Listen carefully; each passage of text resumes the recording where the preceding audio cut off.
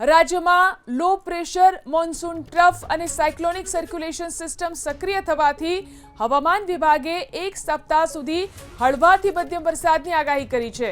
ત્યારે આજે હવામાન વિભાગે આગામી 1 કલાકને લઈ ઓરેન્જ અને યલો એલર્ટ જારી કર્યું છે। આગામી 1 કલાક 4 જિલ્લામાં હવામાન વિભાગે મધ્યમ વરસાદનું ઓરેન્જ એલર્ટ આપ્યું છે। ઓરેન્જ એલર્ટ વાળા જિલ્લાઓમાં દાહોદ, પંચમહાલ, છોટાઉદેપુર અને નર્મદા જિલ્લાનો સમાવેશ થાય છે।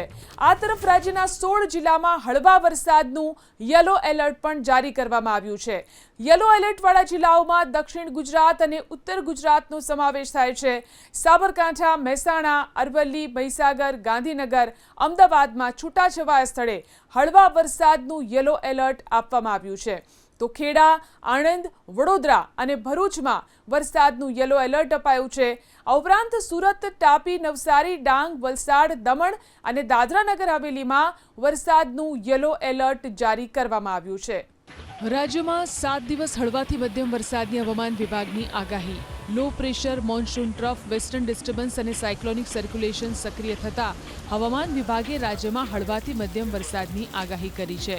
જો કે 11 ઓગસ્ટ એક દિવસ ઉત્તર ગુજરાતના અરવલ્લીની સાથે મધ્ય ગુજરાતના મહીસાગર, પંચમહાલ, દાહોદ અને છોટાઉદેપુર જિલ્લામાં ભારે વરસાદની શક્યતાને પગલે યલો એલર્ટ જાહેર કરાયો। રાજ્યમાં ચોમાસાની સિઝનનો અત્યાર સુધીમાં 19.64 ઇંચ વરસાદ ખાબકી ચૂક્યો છે, જે સામાન્ય કરતાં 9% વધુ છે। તો બીજી તરફ કચ્છ, સૌરાષ્ટ્રમાં ચોમાસાની સિઝનનો અત્યાર સુધી 13%થી ઓછો વરસાદ વરસ્યો છે।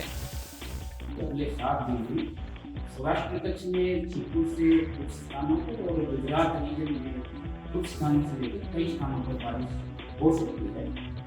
इसमें जो लो प्रेशर एरिया है उसके प्रभाव से हम दिवस 3 यानी कि 11 अगस्त को हैवी रेन भी एक्सपेक्ट कर रहे हैं आईसीएट रेन, जिसमें कि जो हमारे डिस्ट्रिक्ट हैं पंचमहल, दाहोद, छोटाउदेपुर और अरावली, महिसागर, इन जो डिस्ट्रिक्ट हैं इनमें आइसोलेट कुछ स्थानों पर भारी वर्षा हो सकती है।